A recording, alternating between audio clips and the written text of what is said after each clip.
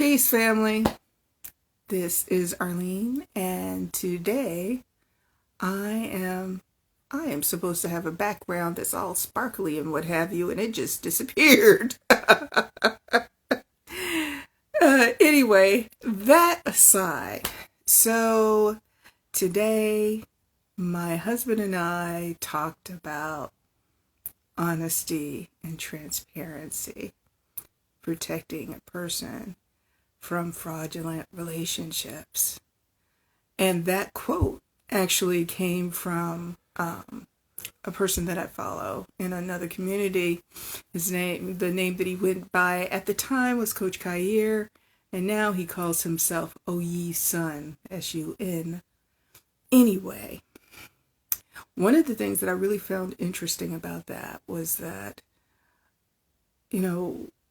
when I started my path of deciding that I was no longer going to be in a place of settling when it came to relationships, that it put me in a position of having it so that when people dealt with me, there was something within them that was absolutely compelled to just be honest with me. And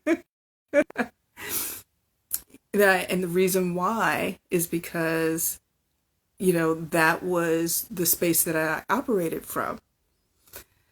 So why do I say this? Because one of the things that I find interesting is that people in general are not honest, with each other. They're not honest with themselves. They enter into situations that are truly ego-driven, and as a result of it, they end up signing up for experiences that make them unhappy. And the thing is that nobody is really wanting to be unhappy.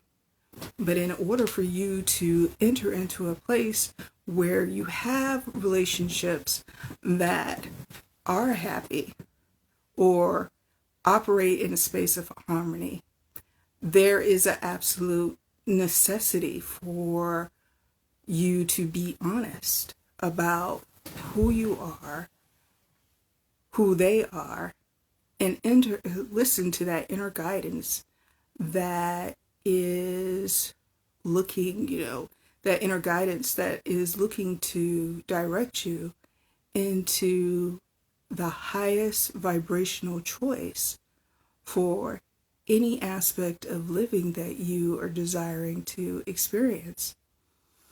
When you set out in an intention that you want to have a loving relationship, there is infinite intelligence is looking to drive you towards that particular experience. And that actually requires you to live in a space of integrity with others, but especially yourself. The greatest affront that you could possibly do is to actually lie to yourself about what it is that you are wanting, or lie to yourself about a spiritual imperative that is being inwardly driven by infinite intelligence, because you are a part of this co-creative process of making things better here on this planet that we call, on this planet Earth, in this human experience that we are having. So one of the things that I'm going to share a story with you. So when I had decided that after I had gotten a divorce from the person that I was married to, back in 2010, I had decided that I was not going to squander my opportunity after the divorce was final, with settling for something less than what I deserved. I had really did myself a disservice when I had gone down that particular road, because there was something within me that kind of knew that that wasn't the best decision. But I had gotten it in my mind that, what was it? That love was a choice. And I'm not saying that that is not true, but when I think about what I experience now in comparison to what I experienced back then, it is day and night in terms of the harmony that I have. And in addition to that, my husband and I, my current husband and I, we don't really get into arguments. And oftentimes when I say that to people, they look at me like I'm crazy. But it can be done. He and I, we both don't like to argue. And what we do is this is not to say that we don't have our moments of disagreement, but we sit down and we are honest with each other about what our experience is, and we talk it out and just know that, honor each other's space, honor each other as an individual, as we come together as a whole. But mind you, what I will say is that before I met him, I was operating in that space of honesty and transparency. And it didn't, actually, I got to a point in my experience of dating where I was meeting men who were interested in being married. And one of the things that I had noticed was that, I was quick to be in a place of discernment about which relationships would work, which would not, and quickly disqualify people because I became very clear about what it was that I wanted in terms of the experience that I was, the experience that I would like to have in the future. Now, there was one situation where, I went out with someone who, it was the strangest date that I had, but I went out with somebody who they brought their credentials on the date. And then in the course of the conversation, as I was talking to them, I realized that they were really operating in a space of where they had been taken advantage of, financially. And he, as we were talking, my thought is like, wow, I don't think that this date has gone so well. But because he was operating in that space, my thought was like, hey, I told him, I was like, well, I might as well be honest with him because I seriously doubt that I was going to see him again. I said to him, I was like, look, if you are so concerned that people are going to take advantage of you, lead the fact that, lead with the fact that you have this certain career. He was a medical doctor, but you may not want to lead with that. There were other things that we could talk about in that, even though he had told me that he was a doctor, it wasn't that I necessarily disbelieved him. And I just thought that was strange that he had brought all of these awards on a, on a date. I would say who does that, but apparently he did. So, but in my interaction with him, what I had sort of asked was like, was this person a match? And intuitively, I got a no. But I didn't really get that message until we had our second date, which was interesting because one of the things that I found interesting was because I was honest and transparent with him. That was something that he was actually desiring, in a partner, in a relationship. But because he was really in a place of not being honest about the fact that he didn't really love himself, he was having these experiences of being taken advantage of by gold diggers, I suppose. Anyway, I decided that I would no longer, after the second date, I just simply told him that we weren't a match, and we we should go our separate ways. Because quite honestly, perhaps he was another person's blessings. That he was meant for somebody else other than myself.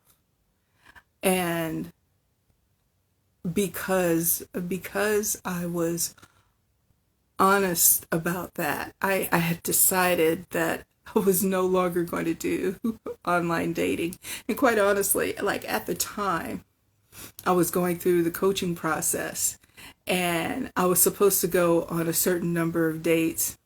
And after my experience with that particular person, I decided I called up my coach and I was like, look, the person that I'm wanting to meet is not looking for me on dating sites. He's just not. But anyway, afterwards, after that experience, it was not too long that I met my husband, but I had been in communication with other people, and what I found was that as I got closer and closer to meeting my husband, that I had the opportunity to, I saw that the people who were coming to me were far more serious, and that it was almost like something within them had an absolute imperative to be honest with me and transparent about where it was that they were in their experience. And so you may be asking yourself, what does this have to do with being calm and being tranquil? Well, as I give thought to the topics that I bring to you, one of the things that's really becoming quite clear to me is that what you're doing when you are looking to be calm and tranquil is that you are bringing yourself into a place where you are leveling up and being the very best that you can be in all aspects of your life, And that requires you to rid yourself of social bad habits that we have picked up over the years. One of the things that I've heard men say, and maybe more so than women, but I've heard some women say it too, but what I've heard over the years is that men will say is that women say that they want a man to be honest, but they just can't handle it. And let me just tell you, I've met a few men that had challenges with hearing the truth, but it seems like they were far more receptive to hearing the truth than maybe some women may have. But what I can say is, when delivering the truth to people, you're maybe wanting to be in a place of being tactful with them.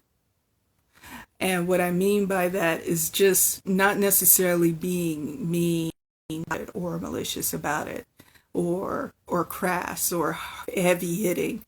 You can deliver the truth in a way that does not feel like a fatal blow.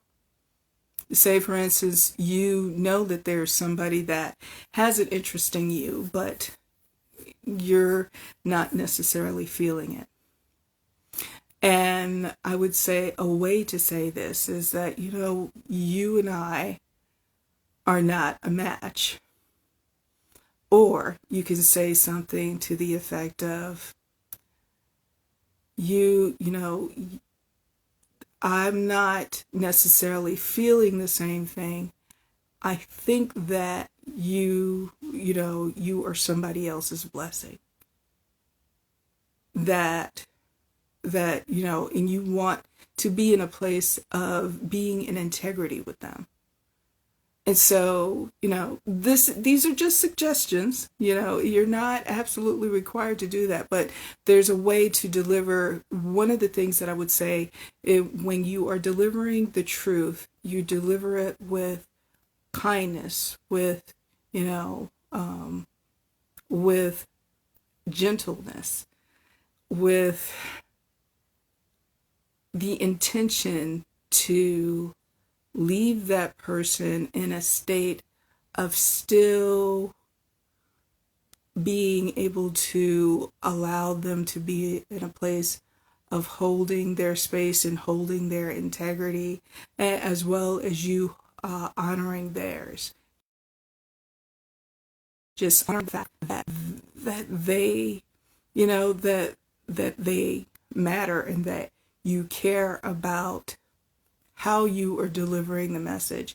There's no need to actually be mean and crass and deliver it with with lack of tactfulness and severity. Anyway, that is it for this particular message. Anyway, I hope you all have a great evening.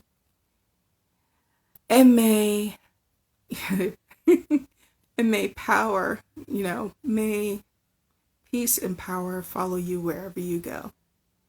Good night, family.